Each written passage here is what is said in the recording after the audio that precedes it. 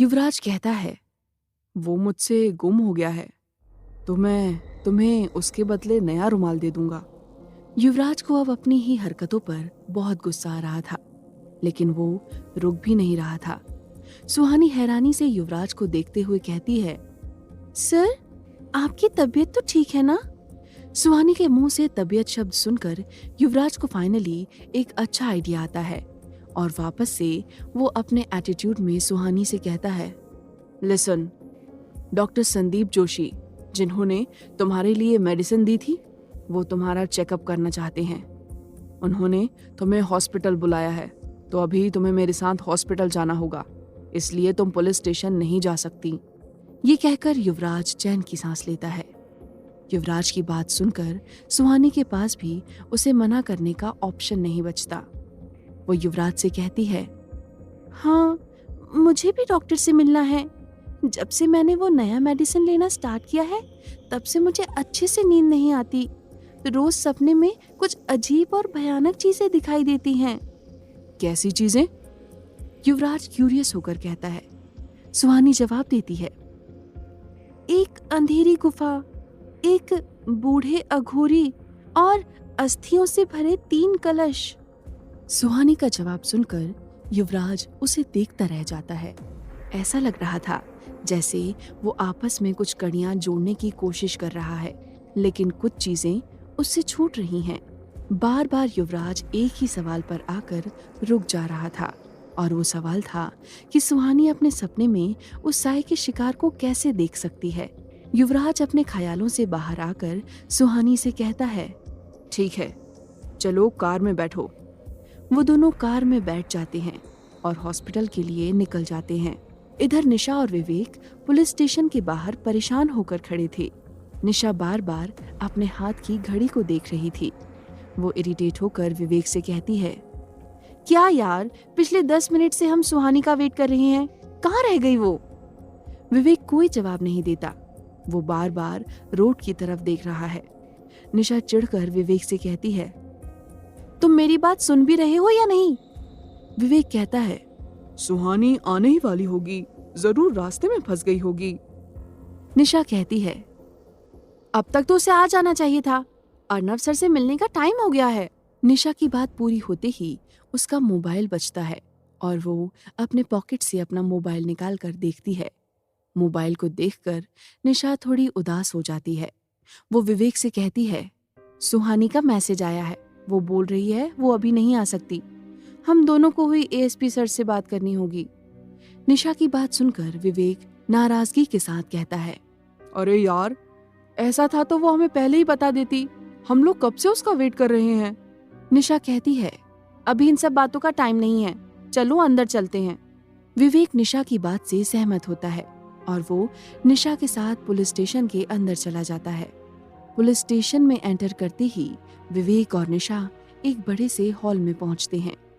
वहां कुछ पुलिस वाले अपने अपने डेस्क पर बैठकर अपना अपना काम कर रहे थे और कुछ फाइल्स लेकर इधर से उधर जा रहे थे। इतने सारे पुलिस ऑफिसर्स को एक साथ देखकर निशा और विवेक थोड़ा नर्वस हो जाते हैं। निशा अपने आसपास देखते हुए कहती है, यार, मुझे एक साथ इतने पुलिस ऑफिसर्स को देखकर डर लग रहा है। विवेक कहता है, क्यों, तुम कोई क्रिमिनल हो क्या जो इन्हें देखकर डर रही हो? निशा अपने मन में कहती है, अगर तुम ठीक से मुझे जानते तो ये सवाल नहीं करते। कुछ दिनों पहले ही मैंने प्रोफेसर के ऑफिस से क्वेश्चन पेपर चुराए थे, ऐसे ही थोड़ी मेरा एग्जाम अच्छा गया है। निशा को खोया हुआ देख विवेक कहता है, क्या हुआ? निशा होश में आती है और खुद को संभालते हुए कहती है, कुछ नहीं, मैं ठीक हूँ। विवेक निशा को शक भरी नजरों से देखता है। वो जानता था कि निशा जब भी कोई गलती करती थी तो वो इसी तरह से नर्वस हो जाती है। विवेक निशा से कहता है, इस बार तुमने क्या किया है? निशा हड़बड़ाती हुए कहती है, कुछ भी तो नहीं। विवेक कहता है, मैं जानता हूँ तुमने कुछ तो गड़बड़ किया है, तभी तुम घबरा रही हो। विवेक इससे आगे कुछ कहने ही वाला था, तभी निशा दूसरी तरफ देखकर कहती है, वो देखो, एएसपी सर का ऑफिस, चलो चलते हैं। निशा की बात सुनकर विवेक का ध्यान बढ़ जाता है और वो दोनों अर्नव के ऑफिस की तरफ बढ़ जाते हैं। वो दोनों अर्नव के ऑफिस के बाहर रुक जाते हैं और दरवाजा नॉक करते हैं। अंदर से अर्नव की आवाज आती है, कम इन। वो दोनों ऑफिस के अंदर जाते हैं। अंदर जाकर वो देखते हैं कि अर्नव अपने डेस्क पर कोई फाइल पढ़ रहा था। उसने अब तक निशा और विवेक को नहीं देखा था। निशा और विवेक घबराते हुए उसके डेस्क के पास जाकर कहते हैं, गुड मॉर्निंग सर। उन दोनों की आवाज सुनकर अर्नव अपना सर उठाता है। अर्नव को याद आता है कि कल उसने ही उन लोगों को पुलिस स्टेशन बुलाया था। अर्नव वहां सुहानी को भी एक्सपेक्ट कर रहा था, लेकिन वो वहां नहीं थी। वो निशा और विवेक से कहता है, कम एंड सिट। वो दोनों डेस्क के दूसरी तरफ चेयर पर बैठ जाते हैं। उनके बैठने के बाद अर्नव फाइल पढ़ते हुए उनसे कहता है, हाँ बताओ, तुम लोगों को मुझसे कुछ बात करनी थी। अर्नव की बात सुनकर विवेक नर्वस होते हुए कहता है, सर हमें आपसे पद्मिनी सिंघानिया के बारे में बात करनी है। विवेक की बात सुनते ही अर्नव की नजर फाइल से हटकर विवेक पर चली जाती है। वो अपनी फाइल बंद करके कहता है, क्या जानना है तुम लोगों को?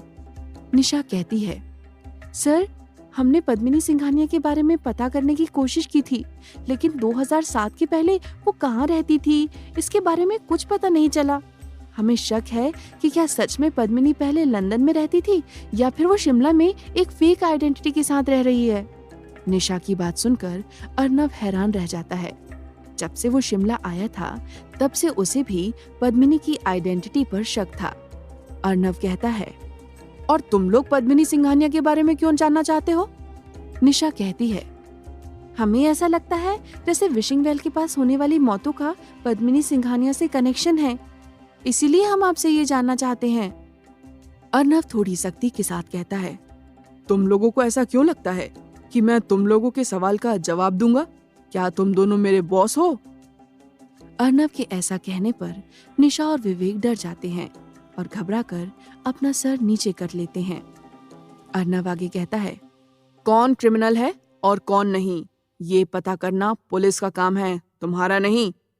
और रही बात पद्मिनी सिंघानिया की, तो उनके डॉक्यूमेंट्स के हिसाब से वो 2007 से पहले लंदन में ही रहती थी। अर्नव आगे कहता है, मैं तुम दोनों को ये बात इसलिए नहीं बता रहा हूँ क्योंकि तुमने मुझसे ये पूछा है, बल्कि इसीलिए बता रहा हूँ कि जेम्स बॉन्ड बनने के चक्कर में तुम दोनों किसी प्रॉब्लम में ना फंस जाओ। अब ये इन्वेस्टिगेशन छोड़ो और कॉलेज जाकर पढ़ाई करो। अर्नव के डांटने के बाद निशा और विवेक का चेहरा उतर जाता है। अब उनके मुंह से एक शब्द भी नहीं निकल रहा था। वो दोनों बिना कुछ कहे पुलिस स्टेशन से बाहर चले जाते हैं। उनके बाहर जाते ही अर्नव के पास खड़ा गोपाल उससे कहता है, सर आपको भी तो पद्मिनी सिंघानिया पर शक है ना, तो फिर आपने इन बच्चों को इतना क्यों सुना दिया? अर्नव कहता है, मैं जानता हूँ वो लोग गलत नहीं कह रहे थे, लेकिन फिर भी मुझे उन लोगों को डांटना पड़ा। लेकिन क्यों सर? गोपाल तुरंत कहता है। अर्नव अपने चेयर से उठकर खड़ा हो जाता है और डेस्क पर अपना हाथ टेकते हुए कहता है, गोपाल ये स्टूडेंट्स हैं और मैं नहीं चाहता कि ये लोग पद्मिनी सिंघानिया जैसे पावरफुल और डेंजरस लोगों से उलझें। ये उनके फ्यूचर के लिए बिल्कुल ठीक नहीं है। मैंने उनकी भलाई के लिए ही आज उन्हें डांट लगाई है। गोपाल कहता है, लेकिन सर यही बात आप उन्हें प्यार से भी समझा सकते थे। अर्नव कहता है, वो इस मामले में कुछ ज्यादा ही दिलचस्पी लेने लगे हैं। अगर मैं उन्हें प्यार से समझाता तो उन्हें कोई फर्क नहीं पड़ता। गोपाल कहता है, तो आपको क्या लगता है आपके डांटने से वो रुक जाएंगे? अर्नव कुछ सोचते हुए जवाब देता है, मुझे डर है कि वो नहीं रुकेंगे। गोपाल अपना अगला सवाल करता है, तो फिर आपने इनके लिए क्या सोचा है? अर्नव जवाब देता है, कुछ दिन हमें इन पर नजर रखनी होगी।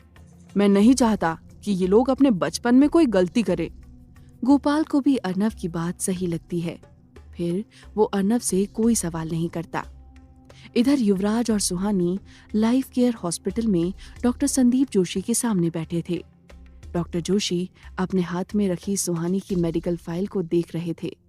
युवराज बिल्कुल आराम से अपनी चेयर पर बैठा था, लेकिन सुहानी इस वक्त काफी नर्वस थी। नर्वसनेस में वो अपने नाखून चबाते हुए एक बार डॉक्टर को तो एक बार युवराज को देख रही थी।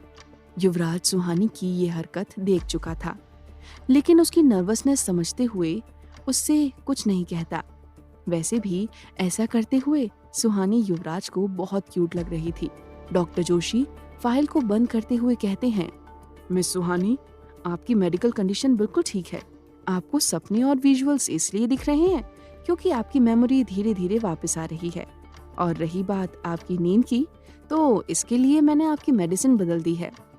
अब आपको अच्छी नींद आएगी, तो आप अब ये मेडिसिन रोज रात को लीजिए और 1 हफ्ते के बाद फिर से यहाँ आइए। डॉक्टर जोशी की बात सुनकर सुहानी खुश होते हुए कहती है, डॉक्टर, क्या सच में मेरी मेमोरी वापस आ जाएगी? डॉक्टर स्माइल करते हुए कहते हैं, हाँ बिल्कुल, बस आपको टाइम पे दवाई लेनी है और स्ट्रेस नहीं लेना है। आप ज्यादा से ज्यादा आराम कीजिए। सुहानी एक्साइटेड होकर कहती है, तो मुझे कब तक सब कुछ याद आ जाएगा? डॉक्टर सुहानी को प्यार से समझाते हुए कहते हैं, देखिए, ये तो आपको कोई नहीं बता सकता। वैसे भी आपके बचपन के सिर्फ 7 साल तक की ही मेमोरी गई है। उस उम्र तक की बहुत कम यादें ही दिमाग में रह पाती हैं। वैसे ही आपको भी कुछ ही बातें याद आएंगी। युवराज खामोशी से उन दोनों की बात सुन रहा था। सुहानी डॉक्टर जोशी की बात को समझते हुए कहती है, okay doctor, thank you. Doctor Joshi Suhani को देखकर मुस्कुरा देते हैं और कहते हैं, miss Suhani, if you don't mind, मुझे मिस्टर दीवान से कुछ जरूरी बात करनी है। क्या आप कुछ देर बाहर इंतजार कर सकती हैं? सुहानी अपनी चेयर से उठते हुए कहती है, जी बिल्कुल। ये कहकर सुहानी वहां से बाहर चली जाती है। सुहानी के बाहर जाने के बाद युवराज डॉक्टर जोशी से कहता है, हाँ डॉक्टर, बताइए, आपको क्या बात करनी है? डॉक्टर जोशी युवराज से पूछते हैं, मिस्टर दीवान, सुहानी को इतने सालों से ये मेडिसिन कौन दे रहा था? युवराज कहता है, सुहानी ने बताया था कि उसके डैड उसे ये मेडिसिन दे रहे थे। डॉक्टर जोशी अपने सवाल पर जोर देकर कहते हैं, क्या वो सुहानी के रियल डैड हैं? डॉक्टर जोशी के इस सवाल से युवराज चौंक जाता है। वो कंफ्यूज होकर कहता है, आप कहना क्या चाहते हैं? डॉक्टर जोशी जवाब देते हैं, मेरे कहने का मतलब ये है कि कोई भी फादर अपने बच्चे के साथ जानबूझकर ऐसा नहीं कर सकता जो सुहानी के साथ किया गया है। डॉक्टर की बात सुनकर अब युवराज थोड़ा घबरा जाता है और उनसे कहता है, डॉक्टर, साफ साफ बताइए कि क्या बात है। युवराज अब सवालिया नजरों से डॉक्टर को देखने लगता है। आखिर डॉक्टर के कहने का क्या मतलब था? क्या है सुहानी के बचपन का राज? जानने के लिए सुनते रहिए ये कहानी। डॉक्टर जोशी युवराज को समझाते हुए कहते हैं, मिस्टर दीवान, मैंने आज सुहानी का चेकअप किया। मुझे उसके सर में ऐसी कोई सीरियस इंजरी नहीं दिखी जिसकी वजह से उसकी मेमोरी इतने टाइम के लिए चली जाए। मेरा शक बिल्कुल सही था। सुहानी की मेमोरी इसलिए वापस नहीं आई क्योंकि उसे पिछले 11 सालों से वो मेडिसिन खिलाई जा रही थी। कुछ देर सोचने के बाद डॉक्टर आगे कहते हैं, जो कोई भी सुहानी को ये मेडिसिन दे रहा था वो ये अच्छे से जानता था कि इस मेडिसिन से वो अपनी मेंटल स्टेबिलिटी खो सकती है। फिर भी उसने सुहानी को 11 सालों से ये दवाई खिलाई है। एक फादर कभी भी अपने बच्चे के साथ ऐसा नहीं कर सकता। वो तो सुहानी की किस्मत अच्छी है कि वो अब तक पागल नहीं हुई है। डॉक्टर जोशी की बात सुनकर गुस्से से युवराज का खून खौल जाता है। उसे समझ नहीं आ रहा था कि सुहानी के पापा उसके साथ ऐसा कैसे कर सकते हैं। ऐसा करने के पीछे आखिर उनका मकसद क्या होगा?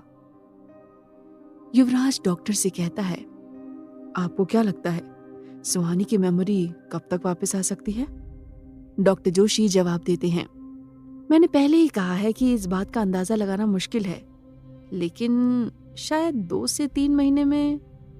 डॉक्टर जोशी की बात पूरी होने के बाद युवराज अपनी चेयर से उठ जाता है। युवराज के उठते ही डॉक्टर जोशी भी खड़े हो जाते हैं। युवराज डॉक्टर जोशी को थैंक्स बोलकर हॉस्पिटल से निकल जाता है। युवराज और सुहानी कार से कॉलेज की तरफ जा रहे थे।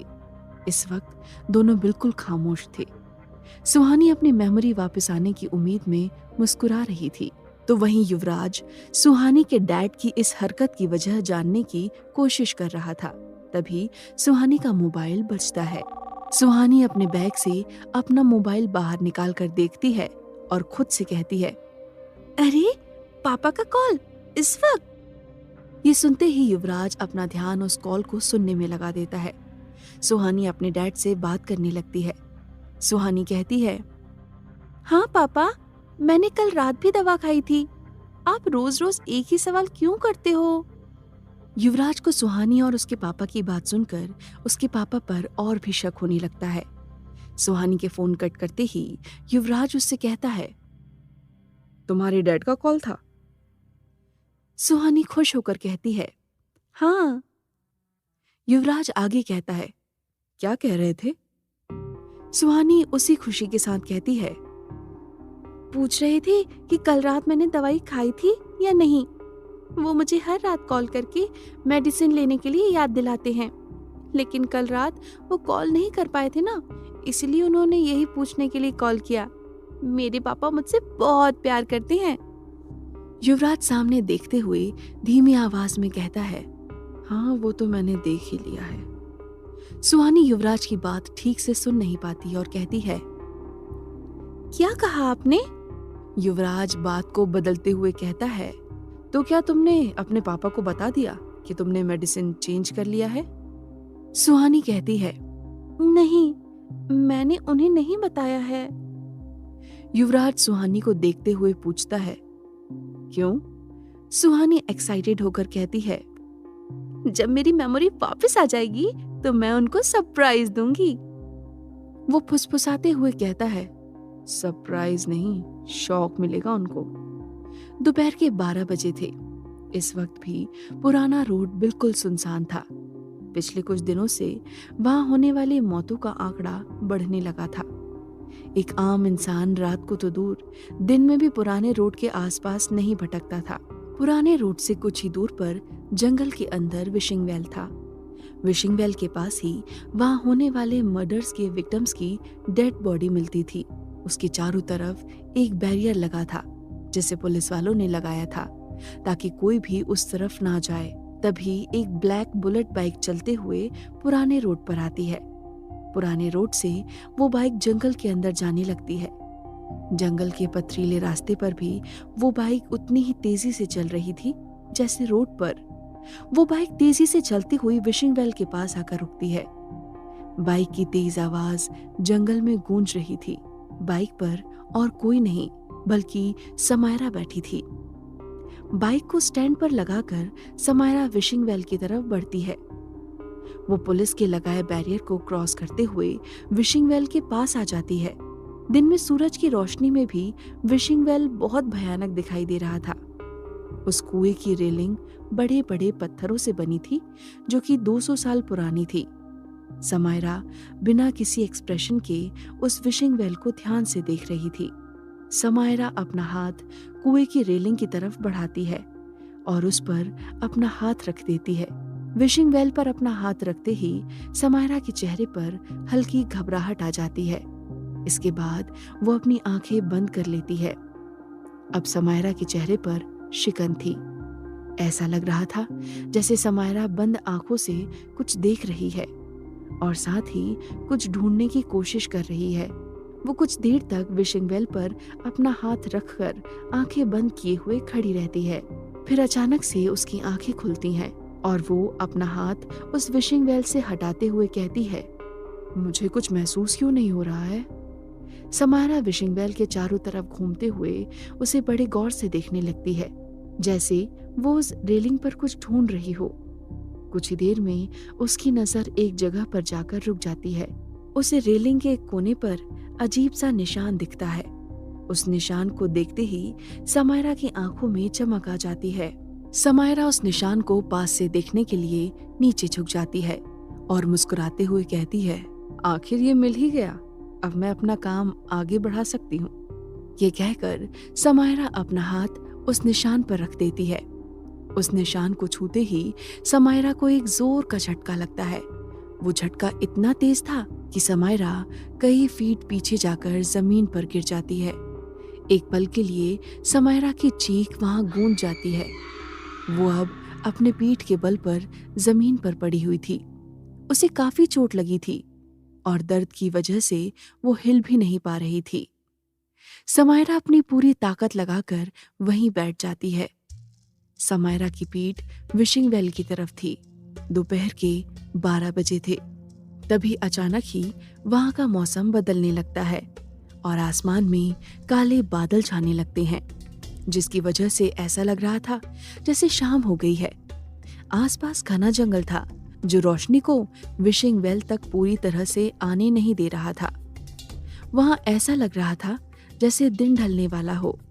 चारों तरफ बिल्कुल खामोशी थी। इन्हीं सब के बीच समायरा घायल होकर जमीन पर बैठी थी। इस सन्नाटे के बीच समायरा को एक धीमी सी आवाज सुनाई देती है, समायरा। ये आवाज पीछे से आ रही थी। वो आवाज सुनते ही समायरा की सांसें थम जाती हैं और उसके दिल की धड़कन बढ़ने लगती है। धीरे धीरे समायरा के पीछे उस विशिंग वेल से वही साया बाहर निकलता है। समायरा पीछे मुड़कर तो नहीं देखती, लेकिन उसे एहसास हो रहा था कि उसके पीछे कौन है। समायरा जमीन को देखते हुए कहती है, मैं कमजोर नहीं पड़ सकती। वो साया हवा में उड़ते हुए धीरे धीरे समायरा के ठीक पीछे आता है और फिर अचानक से उसके सामने आ जाता है। समायरा की नजरें झुकी हुई थीं। उसे एहसास हो गया था कि अब वो साया उसके ठीक सामने है। समायरा अपनी तेज सांसों को संभालते हुए धीरे धीरे अपना सर उठाती है और उसकी नजर अपने सामने उस साए पर जाती है। उस साए को देखते ही समायरा की रूह कांप जाती है। अब उसकी आंखों के सामने कुछ विजुअल्स आने लगते हैं और समायरा कुछ पल के लिए बीते हुए वक्त में चली जाती है।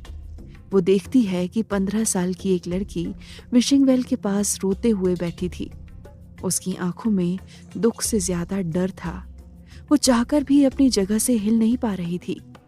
अंधेरी रात में वहां किसी औरत की दर्दनाक चीख गूंज रही थी। उस लड़की के ठीक सामने वो साया था। उस साये ने एक औरत की गर्दन पकड़कर उसे जमीन से ऊपर उठा दिया था। साये के नाखून उस औरत की गर्दन में धंसते जा रहे थे और उसकी गर्दन से खून बहते हुए जमीन पर गिर रहा था। वो लड़की ये सब देखते हुए चीख रही थी। वो 15 साल की लड़की और कोई नहीं, समायरा थी। तभी उस साये से एक भयानक आवाज आती है, इतने सालों बाद। उस साये की आवाज सुनकर समायरा प्रेजेंट में आ जाती है। वो अपनी आंखें बंद करके खुद से कहती है, नहीं समायरा, तू डर नहीं सकती। तेरा डर ही इसकी ताकत है। ये सोचकर समायरा अपनी आंखें खोलती है और गुस्से से उस साये को देखती है। ऐसा लग रहा था जैसे उसका सारा डर कहीं चला गया है। समायरा उठकर अपने कपड़े से धूल झाड़ते हुए कहती है, हाँ, इतने सालों बाद मैंने सोचा कि तुम्हारी ये गंदी भयानक शक्ल एक और बार देख लूं। वो क्या है ना, तुम्हारा वक्त खत्म जो होने वाला है। वो साया गुस्से में और भी भयानक आवाज में कहता है, क्यों आई हो यहाँ? समायरा अपने डर के ऊपर मुस्कुराहट लिए हुए कहती है, तू तो मुझे ही देखकर डर गई। भूल गई क्या? वो दिन अब पास आता जा रहा है। सिर्फ 6 महीने ही बाकी हैं। अब तो और भी लोग यहाँ आएंगे। समायरा की बात सुनकर वो साया तेज आवाज में कहता है, तुम क्यों आई हो यहाँ? समायरा गुस्से में उस साये को घूरते हुए कहती है, तुमसे तुम्हारी सबसे कीमती चीज छीनने आई हूं, युवराज। ये सुनते ही वो साया गुस्से से गुर्राने लगता है और अपने एक हाथ से समायरा की गर्दन पकड़कर उसे जमीन से कुछ फीट ऊपर उठा देता है। एक पल के लिए समायरा की सांसें रुक जाती हैं। साये की पकड़ में उसका दम घुट रहा था और वो छटपटा रही थी। वो साया समायरा से कहता है, युवराज सिर्फ मेरा है और उसे मुझसे कोई नहीं छीन सकता। तू भूल गई क्या? 11 साल पहले तेरी माँ ने भी यही कोशिश की थी और मैंने उसका क्या हाल किया था? उस साये की बात सुनकर समायरा की आंखें नम हो जाती हैं। उसे फिर से वही विजुअल्स दिखने लगते हैं जो उसे कुछ पल पहले दिख रहे थे। वो गुस्से में अपने दांत पीसते हुए कहती है, मुझे सब याद है और वही हिसाब बराबर करने में वापस आई हूँ। मैं तुझे नहीं छोड़ूंगी। ये कहते ही समायरा हवा में लटकते हुए ही अपने पॉकेट से भभूति निकालती है और मंत्र पढ़ने लगती है।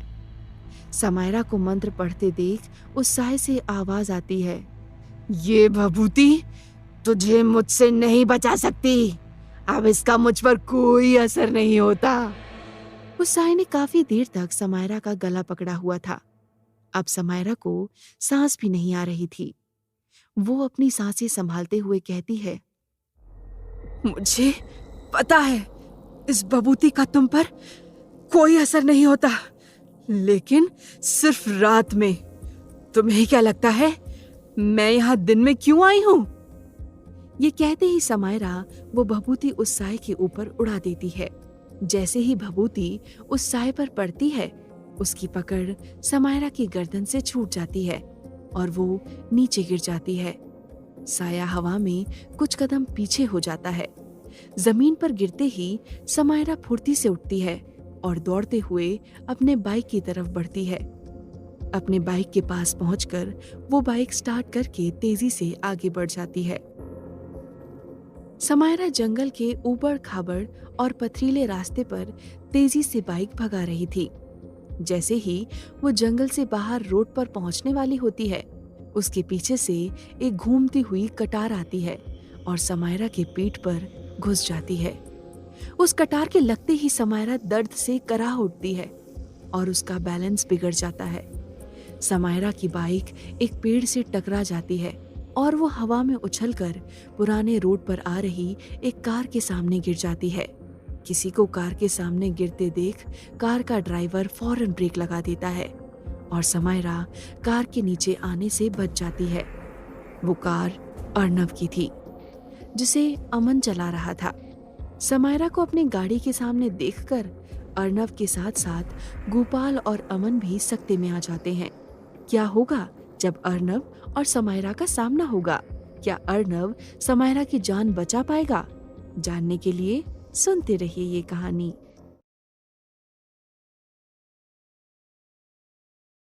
कार के रुकते ही अर्नव, अमन और गोपाल भागते हुए समायरा के पास जाते हैं। समायरा पेट के बल सड़क पर पड़ी थी। अर्नव उसके पास जाकर घुटने के बल बैठ जाता है। अर्नव ने अभी तक समायरा का चेहरा नहीं देखा था। सबसे पहले उसकी नजर समायरा के पीठ पर लगे कटार पर जाती है। उससे बहुत खून बह रहा था। अर्नव बिना देर किए धीरे से वो कटार बाहर निकालता है और उस जगह को एक कपड़े से बांध देता है। इसके बाद अर्नव समायरा की बॉडी को पलटता है। अब अर्नव के सामने समायरा का चेहरा था।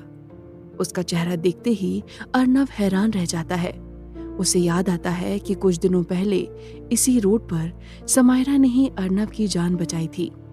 समायरा अब तक बेहोश हो चुकी थी। अर्नव हैरानी से उसी को देख रहा था। तभी अमन बोल पड़ता है, सर ये तो वही लड़की है जिसने उस दिन बंगले के बाहर मुझे वो भभूति दी थी और आपकी जान बचाई थी।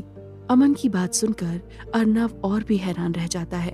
अगले ही पल उसकी नजर समायरा की चोट पर पड़ती है। इतने दूर से गिरने की वजह से उसके सर पर एक गहरी चोट लगी थी, जिससे बहुत खून बह रहा था। अर्नव समायरा को गोद में उठाकर कार के अंदर ले जाता है। अमन कार स्टार्ट करके हॉस्पिटल की तरफ बढ़ जाता है।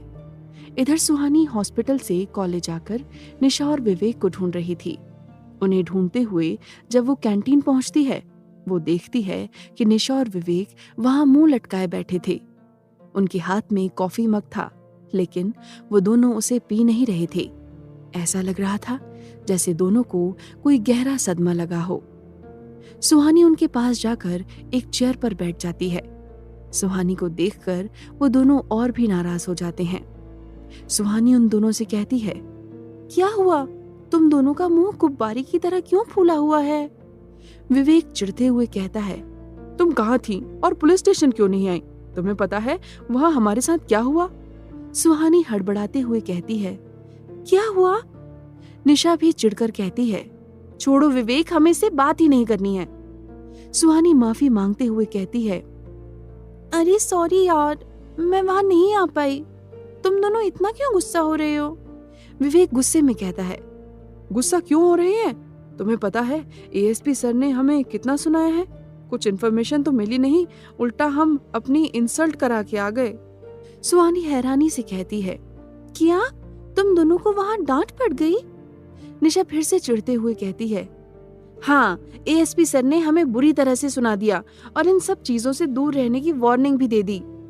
सुहानी कंफ्यूज होकर कहती है, अगर एएसपी सर ने तुम दोनों को डांट दिया तो तुम दोनों मुझसे क्यों गुस्सा हो?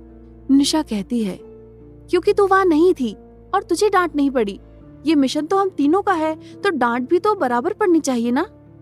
निशा की बातें सुनकर सुहानी अपनी हंसी छुपाते हुए कहती है, तुम लोग इसलिए गुस्सा हो कि मुझे डांट नहीं पड़ी? सुहानी के सवाल का निशा और विवेक कोई जवाब नहीं देते। उन दोनों को ऐसे गुस्से में देखकर सुहानी की हंसी छूट जाती है और वो जोर जोर से हंसने लगती है। उसे हंसते देखकर निशा और विवेक को लगता है जैसे सुहानी उन दोनों को चिढ़ा रही है। इससे उनका गुस्सा और भी बढ़ जाता है। कुछ देर बाद सुहानी उन दोनों को समझाते हुए कहती है, अरे यार, मैं पुलिस स्टेशन नहीं आ पाई क्योंकि मैं हॉस्पिटल गई थी। ये सुनकर विवेक और निशा अपना गुस्सा भूल जाते हैं और दोनों साथ में कहते हैं, हॉस्पिटल क्यों गई थी? तेरी तबीयत तो ठीक है ना? सुहानी मुस्कुराते हुए कहती है, हाँ, मेरी तबीयत बिल्कुल ठीक है।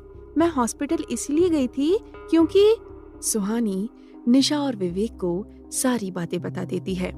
सारी बातें सुनकर वो दोनों भी बहुत खुश हो जाते हैं। निशा खुश होकर कहती है, चल अच्छा है, अब तू गजनी नहीं रहेगी और तुझे तेरा पास्ट और तेरे रियल मॉम डैड भी याद आ जाएंगे। सुहानी निशा की बात को इग्नोर करके उससे कहती है, तो क्या सच में तुम दोनों को एएसपी सर से कोई इन्फॉर्मेशन नहीं मिली? विवेक उदास होकर कहता है, नहीं यार। विवेक का जवाब सुनकर सुहानी भी उदास हो जाती है। उसे उदास देखकर निशा कहती है, सुहानी तू भी किसकी बात सुन रही है? ये ना आज डांट खाकर सदमे में चला गया है, इसीलिए इसे कुछ याद नहीं आ रहा है। हमें वहां से एक इन्फॉर्मेशन मिली है। सुहानी और विवेक क्यूरियस होकर निशा की तरफ देखते हुए कहते हैं, कौन सी इन्फॉर्मेशन?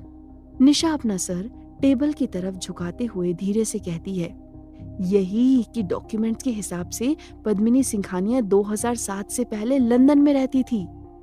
ये सुनकर विवेक चिढ़ते हुए कहता है, ये क्या इन्फॉर्मेशन हुआ? इस हिसाब से तो पद्मिनी इनोसेंट निकली ना? निशा कुछ सोचते हुए कहती है, हाँ यार, ये तो मैंने सोचा ही नहीं। वो दोनों बातें कर ही रहे थे, तभी सुहानी कहती है, मुझे लगता है कि हमें पद्मिनी सिंघानिया के ऑफिस की तलाशी लेनी चाहिए। निशा और विवेक हैरानी से एक साथ कहते हैं, क्या? फिर से तलाशी? लेकिन क्यों? सुहानी उन दोनों को समझाते हुए कहती है, देखो, 100 लोगों से पूछने के बजाय हमें सीधा पद्मिनी के ऑफिस की ही तलाशी लेनी चाहिए ना। उसके सारे डॉक्यूमेंट्स वहीं मिल जाएंगे और हमें सच का पता भी चल जाएगा। निशा और विवेक सुहानी की बात सुनकर सोच में पड़ जाते हैं। उन्हें भी सुहानी की बात सही लगती है। अब तो तीनों पद्मिनी का राज खोलने के लिए किसी भी हद तक जाने के लिए तैयार थे। विवेक कुछ सोचकर कहता है, तो हमें ये काम कब करना है? सुहानी कहती है, परसों संडे है, उस दिन कॉलेज में बहुत कम लोग आते हैं। उस दिन पद्मिनी के ऑफिस में घुसना आसान रहेगा। दूसरी तरफ अर्नव, गोपाल और अमन लाइफ केयर हॉस्पिटल के ऑपरेशन थिएटर के बाहर खड़े थे। उन तीनों के चेहरे पर टेंशन साफ दिख रही थी। गोपाल परेशान आवाज में अर्नव से कहता है, सर, ये पुराना रोड तो दिनों दिन खतरनाक होता जा रहा है। वहाँ रात को तो लोगों की मौत होती ही थी, अब दिन में भी हमले शुरू हो गए हैं। ये सुनकर अर्नव सोच में डूब जाता है और थोड़े टाइम बाद कहता है, नहीं गोपाल, शायद ये अटैक उसने नहीं किया है जो रात को लोगों को मारता है। गोपाल कहता है, सर, आप ये कैसे कह सकते हैं?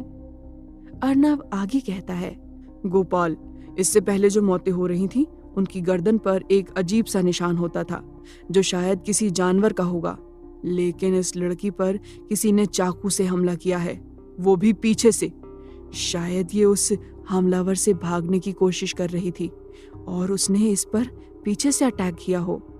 अमन बीच में ही बोल पड़ता है, नहीं सर, आप समझ नहीं रहे हैं। जिस हथियार से उस लड़की को मारा गया है वो कोई नॉर्मल चाकू नहीं, बल्कि अभिमंत्रित कटार है। अमन इतना ही कह पाया था, तभी ऑपरेशन थिएटर का दरवाजा खुलता है। वहां से डॉक्टर बाहर आते हैं। अर्नव, गोपाल और अमन डॉक्टर के पास जाते हैं। डॉक्टर अर्नव से कहते हैं, पेशेंट अब खतरे से बाहर है, लेकिन अभी वो बेहोश है, शायद कल सुबह तक होश आ जाए। ये जानकर कि समायरा खतरे से बाहर है, अर्नव चैन की सांस लेता है। वो अमन की तरफ मुड़कर कहता है, अमन, आज रात तुम यहीं हॉस्पिटल में रहोगे। हो सकता है जिसने इस पर अटैक किया था वो फिर से अटैक करने की कोशिश करे। अमन हाँ में अपना सर हिलाता है और अर्नव हॉस्पिटल से चला जाता है। शाम के 5 बजे थे। युवराज ड्राइव कर रहा था। तभी एक सुनसान जगह पर वो अपनी कार रोक देता है। एक पतला दुबला लड़का आकर युवराज की कार में उसकी पास वाली सीट पर बैठ जाता है। ये वही लड़का है जिसने पिछली बार युवराज को सुहानी की इन्फॉर्मेशन दी थी। युवराज सामने देखते हुए कहता है, शुरू करो। वो लड़का सस्पेंस रिवील करने के अंदाज में कहता है, मिस्टर दीवान, ये सुहानी शर्मा के डैड आलोक शर्मा का कुछ बहुत बड़ा पंगा है। युवराज अपनी सख्त आवाज में कहता है, वो मुझे पता है, तुम ये बताओ तुमने क्या पता किया।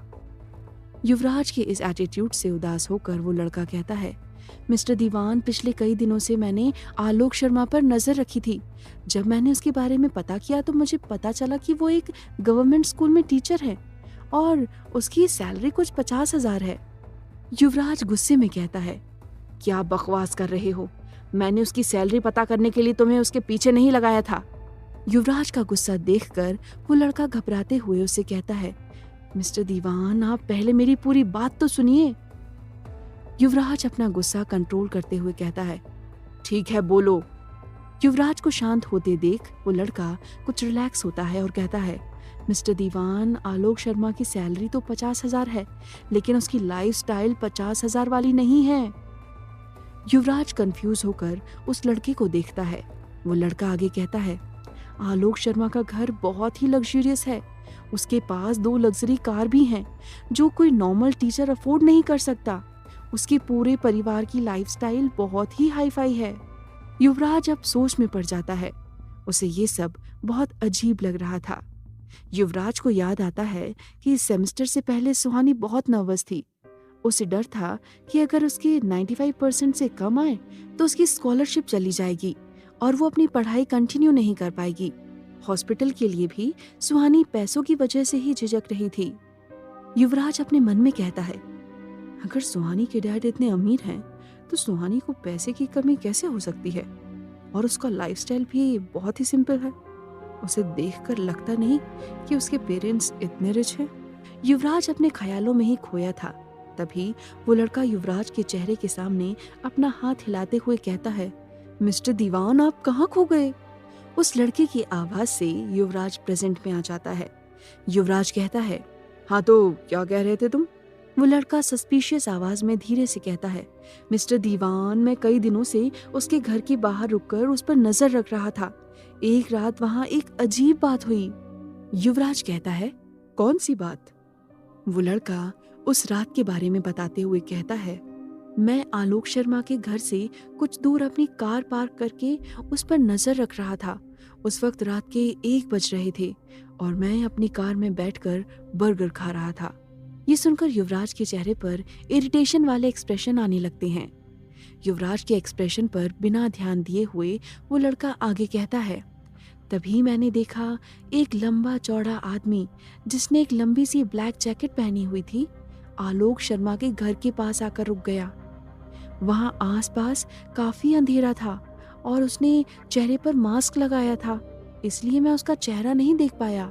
उस आदमी ने वहां कुछ देर तक अपने आसपास देखा, फिर अपने जैकेट के पॉकेट से एक पैकेट जैसा कुछ निकाला और उस पैकेट को आलोक शर्मा के घर के सामने वाले डस्टबिन में डालकर चला गया।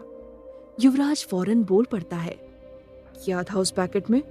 वो लड़का युवराज को समझाते हुए कहता है, मिस्टर दीवान, आप थोड़ा पेशेंस रखिए ना, मैं सब बता रहा हूँ। युवराज को उस लड़के पर बहुत गुस्सा आ रहा था, लेकिन वो शांत होकर उस लड़के की बात सुनता है। वो लड़का आगे कहता है, जब उस आदमी के जाने के बाद वहाँ कोई भी नहीं आया तो मैं उस डस्टबिन के पास गया और वो पैकेट निकाल कर देखने लगा। जब मैंने वो पैकेट खोला तो उसमें 2000 के नोट की गड्डियां रखी थीं। मैंने वो पैसे गिने तो नहीं, लेकिन वो लगभग 3 लाख रुपए रहे होंगे। उस लड़के की बात सुनकर युवराज और क्यूरियस हो जाता है। उसे सुहानी के पापा पर तब से शक हो रहा था जब से उसने डॉक्टर से वो सब सुना था। वो लड़का आगे कहता है, मिस्टर दीवान, स्टोरी अभी खत्म नहीं हुई है, अभी आगे सुनिए। युवराज अपनी बेसब्र आंखों से उस लड़के को देख रहा था। वो लड़का कहता है, जैसे ही मैंने वो पैकेट डस्टबिन में डाला वैसे ही आलोक शर्मा अपने घर से बाहर निकला। बाहर निकलकर वो अपने आसपास देखने लगा। उसके आते ही मैं छुप गया था। जब उसने आसपास किसी को नहीं देखा तब वो उस पैकेट को डस्टबिन से निकालकर घर के अंदर ले गया। युवराज कहता है, फिर अगले दिन क्या हुआ? वो लड़का जवाब देता है, ये कल रात की ही बात है, आज मैं यहाँ आपके सामने हूँ। वो लड़का कुछ सोचते हुए कहता है, मिस्टर दीवान, मुझे ये आलोक शर्मा बिल्कुल भी ठीक नहीं लग रहा है। उसके साथ कोई बहुत बड़ा पंगा है। कौन था वो आदमी और क्या है सुहानी के डैड आलोक शर्मा का सच? जानने के लिए सुनते रहिए ये कहानी। फिर से 2000 के नोटों की एक गड्डी उस लड़के की तरफ बढ़ा देता है। वो लड़का मुस्कुराते हुए उन नोटों की गड्डी को लेता है और थैंक्स बोलकर युवराज की कार से बाहर चला जाता है। युवराज अपनी कार स्टार्ट करके आगे बढ़ जाता है। ड्राइव करते हुए उसके दिमाग में अभी भी बहुत सारे थॉट्स चल रहे थे। वो अपने मन में कहता है, सुहानी के डैड क्यों नहीं चाहते कि उसकी मेमोरी वापस आ जाए, और उन्हें इतने सारे पैसे कौन दे रहा है? अगर उनके पास इतने पैसे हैं तो सुहानी की लाइफस्टाइल इतनी सिंपल कैसे है? युवराज के थॉट्स के साथ उसकी कार की स्पीड भी बढ़ रही थी। वो इस वक्त सुनसान रोड पर 100 की स्पीड में कार चला रहा था। इस स्पीड में कार चलाते हुए युवराज अचानक से कार की ब्रेक लगा देता है और उसकी कार रोड पर घिसते हुए रुक जाती है। युवराज खुद से कहता है, बस अब बहुत हो गया इन्वेस्टिगेशन। इन सारे सवालों के जवाब मुझे बस एक ही आदमी से मिल सकते हैं। ये कहकर युवराज अपना मोबाइल लेकर किसी को कॉल करता है और कुछ बात करने लगता है। बात पूरी होने पर युवराज कहता है, काम कल तक हो जाना चाहिए। सुबह की 8 बजे थे। ठंड का मौसम था। हिमाचल के इस हरे भरे शहर में अभी भी धुंध फैला था। सूरज की हल्की रोशनी में पूरे शहर के साथ साथ सेंट थॉमस कॉलेज भी बहुत खूबसूरत दिख रहा था। इस समय कॉलेज पूरा खाली था। केवल गार्ड्स और स्टाफ के कुछ लोग ही वहां थे। इस मौके का फायदा उठाकर निशा, सुहानी और विवेक चोरों की तरह कॉलेज कैंपस के अंदर जा रहे थे। निशा सबसे आगे अपने चेहरे पर किसी जासूस की तरह एक्सप्रेशन लिए चल रही थी। विवेक और सुहानी उसके पीछे पीछे चल रहे थे, जो कि कंफ्यूज लग रहे थे। विवेक पीछे से निशा का हाथ खींचते हुए कहता है, निशा, हम लोग तो कल पद्मिनी की ऑफिस की तलाशी लेने वाले थे ना, तो आज यहाँ क्या कर रही हैं? निशा विवेक और सुहानी की तरफ झुककर फुसफुसाते हुए कहती है, तुम लोगों ने क्राइम सीरीज नहीं देखी है क्या? एक स्मार्ट क्रिमिनल क्राइम करने से पहले क्राइम लोकेशन को अच्छे से देख लेता है। की बात सुनकर विवेक मुंह बनाते हुए कहता है, तो क्या हम क्रिमिनल्स हैं? निशा विवेक को ताना मारते हुए कहती है, कॉलेज के ट्रस्टी के ऑफिस में चुपके से घुसकर डॉक्यूमेंट्स गायब करना क्राइम ही होता है। निशा की बात सुनकर विवेक और सुहानी घबरा जाते हैं। वो दोनों साथ में कहते हैं, नहीं, हम क्रिमिनल्स नहीं हैं। निशा इरिटेट होकर दोनों का हाथ पकड़कर उन्हें कॉलेज के अंदर ले जाती है। पद्मिनी सिंघानिया का ऑफिस कॉलेज के आखिरी कोने में युवराज के ऑफिस के पास था। उसके ऑफिस के बाहर हर वक्त एक गार्ड होता था। पद्मिनी कभी कभी ही ऑफिस आती थी, इसीलिए उसका ऑफिस अक्सर बंद ही रहता था। निशा उन दोनों को लेकर कैंपस के उस हिस्से में पहुंच जाती है जहां पद्मिनी का ऑफिस था। वो पद्मिनी के ऑफिस को एक दीवार की आड़ से झांक कर देखने लगती है। ऑफिस के बाहर एक गार्ड था, इसीलिए निशा छुप रही थी। सुहानी और विवेक कंफ्यूज होकर ये सब देख रहे थे। उन्हें समझ नहीं आ रहा था यहाँ वो क्या करें। कुछ देर बाद विवेक निशा की आड़ में पद्मिनी के ऑफिस की तरफ देखने लगता है। फिर सुहानी भी विवेक की आड़ में ऑफिस को देखने लगती है। इस तरह से दीवार के पीछे निशा, निशा के पीछे विवेक और विवेक के पीछे से सुहानी बड़े ध्यान से पद्मिनी के ऑफिस को देख रहे हैं। निशा चीजों को ऑब्जर्व कर रही थी, लेकिन सुहानी और विवेक अभी भी कंफ्यूज थे। निशा किसी जासूस की तरह उस गार्ड को देखते हुए कहती है, सबसे पहले इस गार्ड को ठिकाने लगाना पड़ेगा। सुहानी धीमी आवाज में कहती है, क्यों? निशा इरिटेट होकर कहती है, कभी कभी मैं सोचती हूँ कि तुम मेरी बेस्ट फ्रेंड कैसे बन गई। ये भी कोई बताने वाली बात है? जब तक ये गार्ड यहाँ है, हम ऑफिस के अंदर कैसे जाएंगे? अब सुहानी को निशा के कहने का मतलब समझ आता है। विवेक ऊपर देखते हुए कहता है, और उस सीसीटीवी कैमरे का क्या? अगर हम उसमें कैप्चर हो गए तो? निशा बहुत स्मार्टली कहती है, इसके लिए तो मैंने बहुत पहले ही कुछ सोच रखा है। विवेक आगे कहता है, और वो? विवेक इतना ही कह पाया था, तभी निशा उसे डांटते हुए कहती है, तुम दोनों अभी मेरे असिस्टेंट हो। जब तक मैं तुम्हें मुंह खोलने के लिए ना कहूं, तुम दोनों चुप रहो। विवेक और सुहानी मुंह बनाकर निशा को देखते हैं और आगे कुछ नहीं कहते। तभी सुहानी के कंधे पर कोई पीछे से हाथ रखता है। सुहानी पद्मिनी के ऑफिस की तरफ इतने ध्यान से देख रही थी कि उसे एहसास नहीं होता कि वो ये काम सबसे छुपकर कर रही है। वो बिना पीछे देखे उस हाथ को अपने कंधे से हटा देती है। कुछ ही पलों में वो हाथ फिर से सुहानी के कंधे पर आ जाता है और सुहानी फिर से उसे हटा देती है। तीसरी बार वो हाथ हल्की सी थपकी के साथ सुहानी के कंधे पर लगता है। अब सुहानी को याद आता है कि वो इस वक्त कॉलेज के रूल्स तोड़ रही है। वो अपने मन में कहती है, निशा और विवेक तो मेरे आगे हैं, तो मेरे पीछे किसका हाथ है? डर से सुहानी की आंखें बड़ी हो जाती हैं और उसी एक्सप्रेशन के साथ वो पीछे मुड़ती है। वो देखती है कि वहां और कोई नहीं, युवराज खड़ा था। युवराज को वहां देखकर सुहानी का मुंह खुला का खुला रह जाता है। युवराज बिना किसी एक्सप्रेशन के उसे ही देख रहा था। निशा और विवेक ने अभी युवराज को नहीं देखा था। वो अब भी पद्मिनी के ऑफिस डोर को ही देख रहे थे। सुहानी बिना पीछे मुड़े अपनी नजरें झुकाए हुए अपना हाथ पीछे करती है और विवेक का शर्ट खींचने लगती है। विवेक बिना पीछे मुड़े सुहानी से अपना शर्ट छुड़ा कर कहता है, सुहानी परेशान मत करो ना।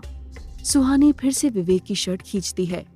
डर से उसके मुंह से एक शब्द भी नहीं निकल रहा था और युवराज का उसे घूरना उसे और भी डरा रहा था। विवेक फिर से वही करता है, लेकिन सुहानी लगातार उसका शर्ट खींचते रहती है। विवेक सुहानी की इस हरकत से चिढ़ जाता है और पीछे मुड़ते हुए कहता है, सुहानी क्या कर रही हो? देख नहीं रही कि मैं? विवेक इतना ही कह पाया था, तभी उसे सामने युवराज दिखता है। युवराज को देखकर विवेक का भी वही हाल होता है जो सुहानी का था। वो भी शॉक्ड होकर युवराज को देखता रह जाता है। अब बारी निशा की थी। सबसे ज्यादा फोकस्ड होकर वही पद्मिनी के ऑफिस की तरफ देख रही थी।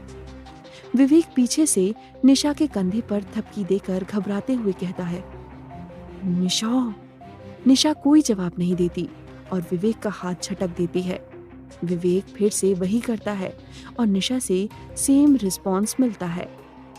इस बार विवेक निशा के कंधे पर थपकी देकर धीरे से कहता है, निशा, युवराज सर।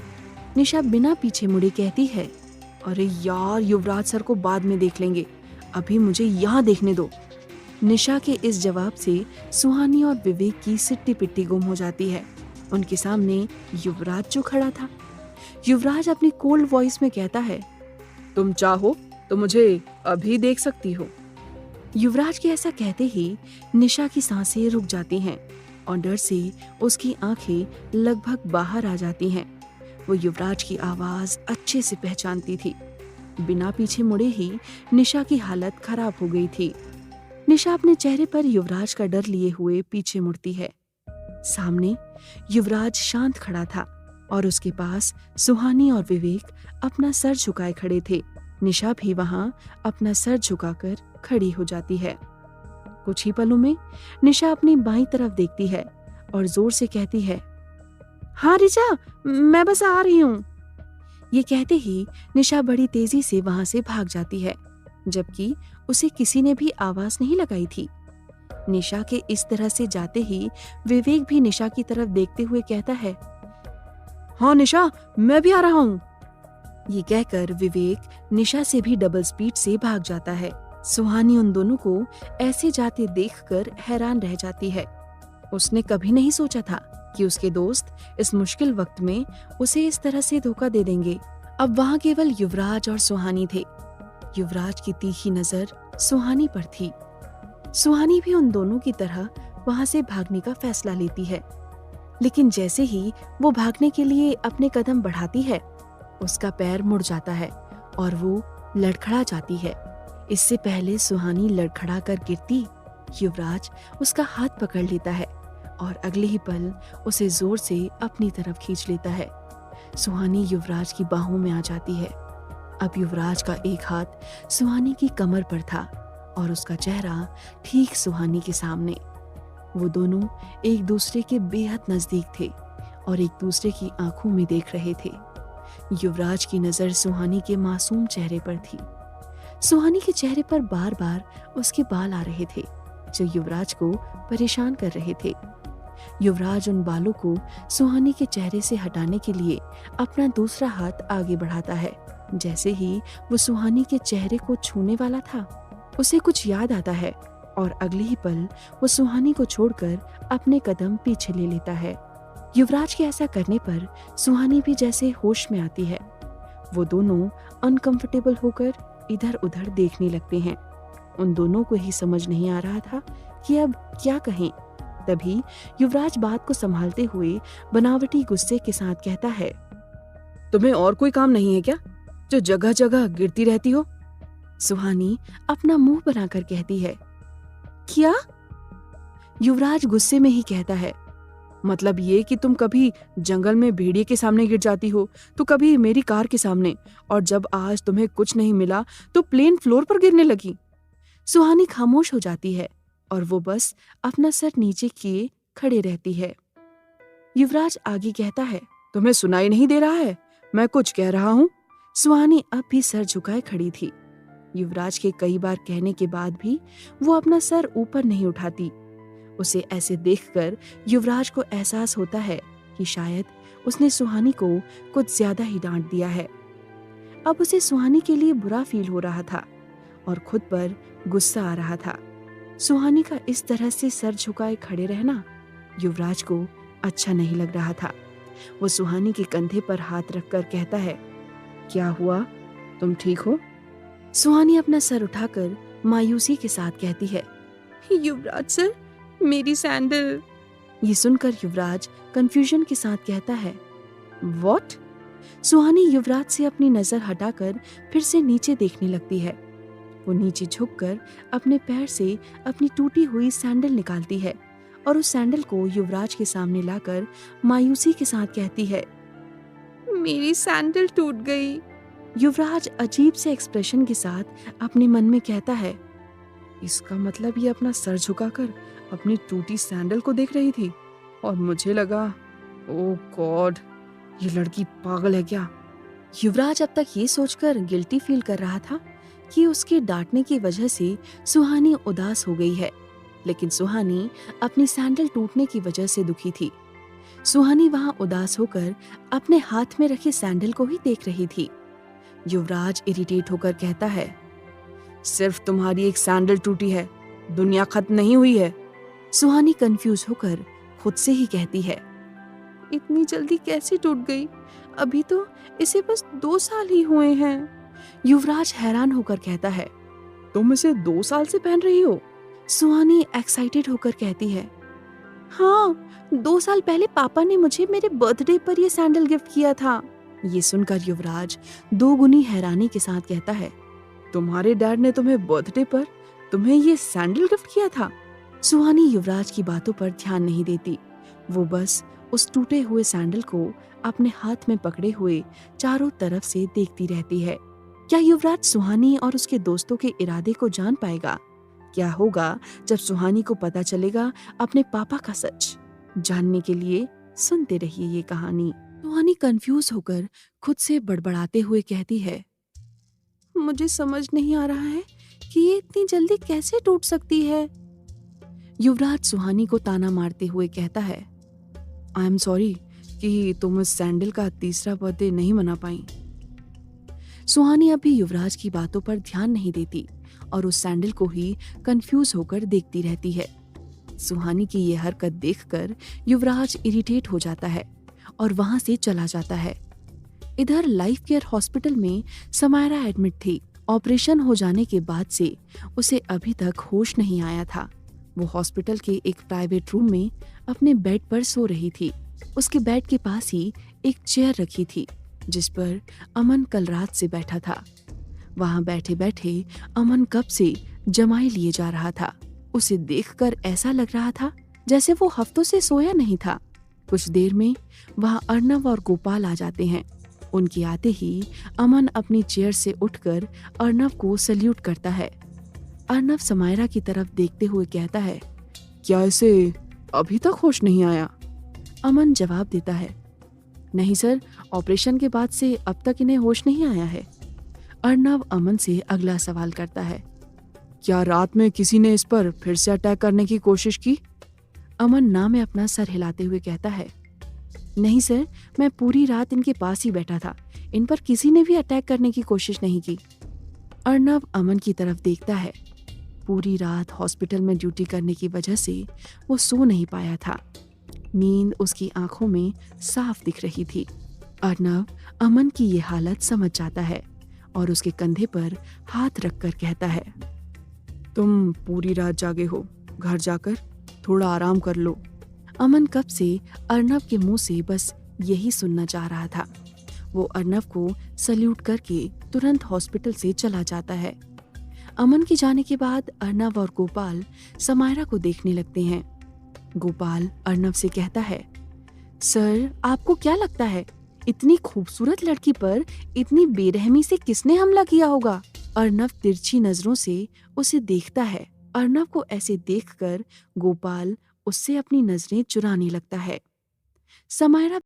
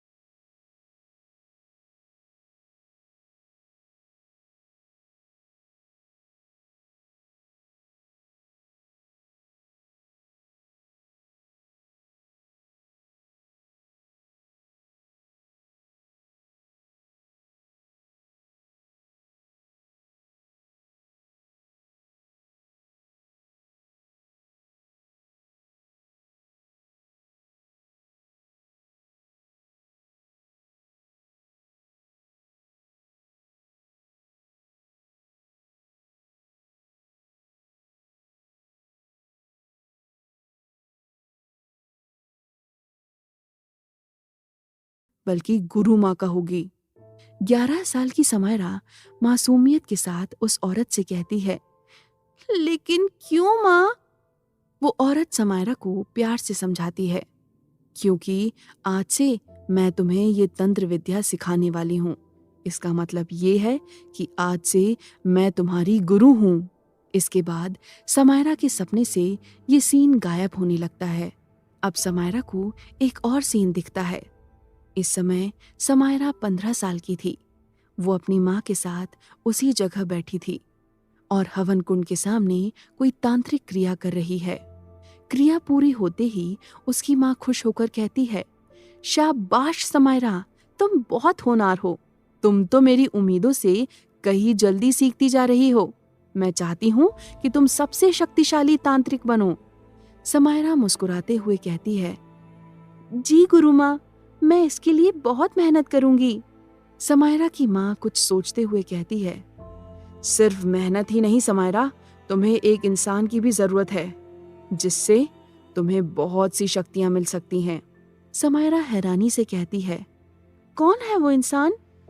समायरा की माँ अपने चेहरे पर संजीदगी लाते हुए कहती है, युवराज। समायरा को इसके बाद सपने में अगला सीन दिखाई देता है, जिसमें वो विशिंग वेल के पास घुटने के बल बैठी रो रही थी। उसके सामने वो साया और उसकी माँ थी। उस साये ने समायरा की माँ का गला पकड़कर उसे हवा में लटका दिया था। उस साये की पकड़ में समायरा की माँ छटपटा रही थी। फिर उस काले साये के हाथ से उसका नाखून निकलता है, जो समायरा की माँ के गले के अंदर धंस जाता है। उस नाखून के धंसते ही समायरा की माँ के गर्दन से खून की धारा बहने लगती है। कुछ देर बाद वो साया उसे छोड़ देता है और वो नीचे गिर जाती है। समायरा भागते हुए अपनी माँ के पास जाती है और उसका सर अपनी गोद में लेकर रोने लगती है और वो साया उन दोनों के चारों तरफ हवा में घूमने लगता है। ये तीनों विजुअल्स एक के बाद एक समायरा को सपने में दिख रहे थे। ये सब देखकर समायरा की बेचैनी बढ़ती जा रही थी और वो छटपटा रही थी। डॉक्टर और अर्नव समायरा की हालत देखकर परेशान हो जाते हैं। इसी तरह छटपटाते हुए अचानक समायरा की आंखें खुल जाती हैं। ये देखते ही गोपाल घबराहट से चीख पड़ता है। अर्नव गोपाल को गुस्से से देखता है और फिर उसका ध्यान समायरा पर जाता है। समायरा बौखलाहट के साथ अपने आसपास देख रही थी। उसे समझ नहीं आ रहा था कि वो यहाँ कैसे आ गई। डॉक्टर समायरा से कहते हैं, आप शांत रहिए, आप यहाँ बिल्कुल सेफ हैं। ये सुनकर समायरा थोड़ी शांत होती है। तभी उसकी नजर अर्नव पर जाती है। अर्नव भी उसे ही देख रहा था। समायरा को शांत देखकर डॉक्टर उसका चेकअप शुरू करते हैं। समायरा खामोशी से अपने बेड पर लेटी रहती है। समायरा का चेकअप करने के बाद डॉक्टर अर्नव से कहते हैं, पेशेंट अब पहले से काफी बेहतर है। अर्नव कहता है, तो डॉक्टर, क्या हम इनसे पूछताछ कर सकते हैं? डॉक्टर जवाब देते हैं, हाँ आप कर सकते हैं, लेकिन ध्यान रहे इन्हें ज्यादा स्ट्रेस नहीं होना चाहिए। ये कहकर डॉक्टर वहां से चले जाते हैं। गोपाल भी डॉक्टर के साथ बाहर चला जाता है। डॉक्टर के जाने के बाद अर्नव समायरा से कहता है, hello, I am ASP Arnav Singh. मुझे तुमसे कुछ जरूरी बात करनी है। समायरा हाँ में अपना सर हिला देती है और बेड से उठने की कोशिश करती है। समायरा अभी भी काफी कमजोर थी। वो खुद से उठ नहीं पा रही थी। ये देखकर अर्नव उसकी मदद करता है और समायरा पीछे टिककर बैठ जाती है। अर्नव समायरा से पूछता है, सबसे पहले तुम ये बताओ कि तुम्हारा नाम क्या है? समायरा बिना किसी एक्सप्रेशन के कहती है, समायरा। अर्नव अपना अगला सवाल करता है, तो समायरा, क्या तुम जानती हो कि कल तुम पर किसने अटैक किया था? समायरा अपना सर ना में हिला देती है। अब अर्नव को उस पर शक हो रहा था। उसे लग रहा था कि समायरा उस पर अटैक करने वाले के बारे में कुछ ना कुछ तो जरूर जानती है। अर्नव अपना अगला सवाल करता है, क्या तुम मुझे जानती हो? समायरा फिर से ना में अपना सर हिला देती है। अर्नव समायरा के जवाब से चौंक जाता है। वो समझ नहीं पा रहा था कि समायरा उससे झूठ क्यों बोल रही है। अर्नव अपना अगला सवाल करने ही वाला था, तभी समायरा अपना सर पकड़ लेती है। अब समायरा के चेहरे पर दर्द के भाव थे। ये देखकर अर्नव हड़बड़ाकर कहता है, क्या हुआ, तुम ठीक हो? समायरा दर्द भरी आवाज में कहती है, मेरे सर में बहुत दर्द हो रहा है। अर्नव समायरा से कहता है, तुम रुको, मैं अभी डॉक्टर को बुला कर लाता हूँ। अर्नव फौरन उस रूम से बाहर निकलकर डॉक्टर को ढूंढने लगता है। कुछ ही देर में अर्नव डॉक्टर को लेकर कमरे में वापस आता है। समायरा अब उस रूम में नहीं थी। ये देखकर अर्नव और डॉक्टर दोनों हैरान रह जाते हैं। डॉक्टर अर्नव से कहता है, कहाँ है वो? अर्नव कुछ सोचते हुए कहता है, अभी तो यही थी, वो अपना सर पकड़कर दर्द से करा रही थी। ये कहते कहते अर्नव खामोश हो जाता है। अब तक वो जान गया था कि ये सब समायरा ने वहां से भागने के लिए किया है, लेकिन वो ये नहीं समझ पा रहा था कि समायरा वहां से भागी कैसे। तभी उसकी नजर खिड़की पर जाती है। वो खिड़की खुली हुई थी। अर्नव और डॉक्टर दोनों उस खिड़की के पास जाते हैं। समायरा का रूम 2nd फ्लोर पे था। डॉक्टर हैरान होकर कहते हैं, ऐसा कैसे हो सकता है? उस लड़की का कल ही एक मेजर ऑपरेशन हुआ था और आज वो 2nd फ्लोर से नीचे कूदकर भाग गई। अर्नव खामोश रह जाता है।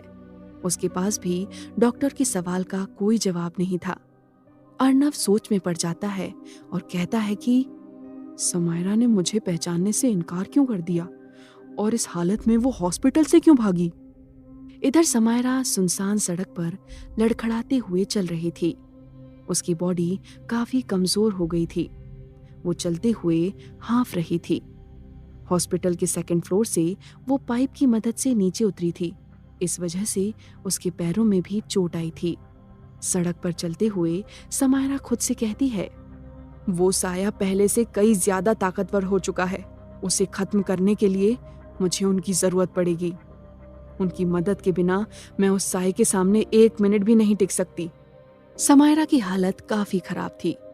ऐसी हालत में काफी देर से चलने की वजह से उसका सर घूमने लगता है और वो बेहोश होकर सड़क पर गिर जाती है। रात के 11 बजे थे। युवराज अपने घर के स्टडी रूम में बैठा कोई किताब पढ़ रहा था। किताब पढ़ते हुए उसका चेहरा बिल्कुल शांत लग रहा था। वो इस किताब में पूरी तरह से खो गया था। तभी युवराज का मोबाइल बजता है। युवराज अपनी किताब को छोड़कर अपने मोबाइल के पास जाता है।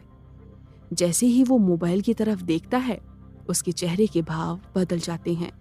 युवराज मोबाइल को अपने कान पर लगाकर सामने वाले की बात ध्यान से सुनने लगता है।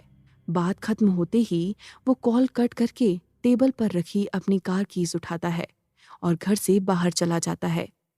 युवराज पूरी स्पीड से कार चलाते हुए शहर के बाहर आ जाता है।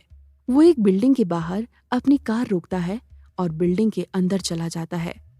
बिल्डिंग के अंदर युवराज उसी अपार्टमेंट में जाता है जहां वो सना को लेकर आया था। युवराज जैसे ही उस अपार्टमेंट का दरवाजा खोलता है, अंदर से उसे किसी के चीखने की आवाज सुनाई देती है। उन आवाजों को सुनकर भी युवराज के एक्सप्रेशन में कोई फर्क नहीं आता।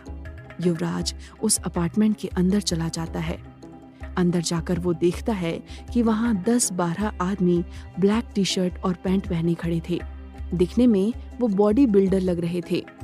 युवराज उन पर ध्यान दिए बिना एक रूम की तरफ बढ़ जाता है। उसी रूम से किसी के चीखने की आवाजें आ रही थीं। युवराज को वहां देखते ही वो सभी आदमी अपना सर झुकाकर खड़े हो जाते हैं। युवराज उनसे नजर हटाकर अपने सामने देखता है।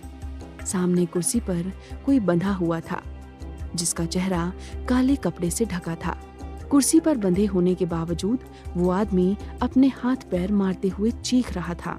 एक आदमी युवराज के पास आकर उससे कहता है, सर, हम उसे ले आए हैं।